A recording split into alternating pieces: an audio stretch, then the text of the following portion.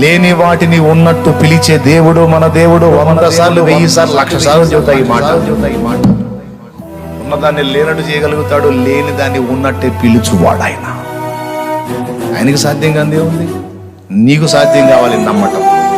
నమ్ముటకు నీ సాధ్యమైతే నమ్మువానికి సమస్తము సాధ్యమేనన్నమాట. అబద్ధమా? చెయ్యి, ప్రార్థన చేయి, మోకాళ్ళు. నీ పరిస్థితులు ఇలానే ఉంటాయి అనుకుంటున్నావేమన్నో, ఆయన తప్పకుండా మార్చబోతున్నాడు.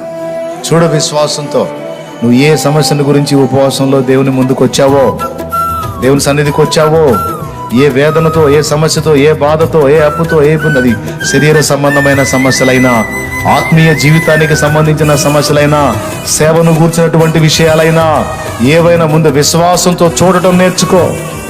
దేవుని సందేహించకుండా నమ్మటం నేర్చుకో. ప్రార్థనలో అడుగు వాటిల్లో విశ్వాసంతో పొందానని నమ్మటం నేర్చుకో.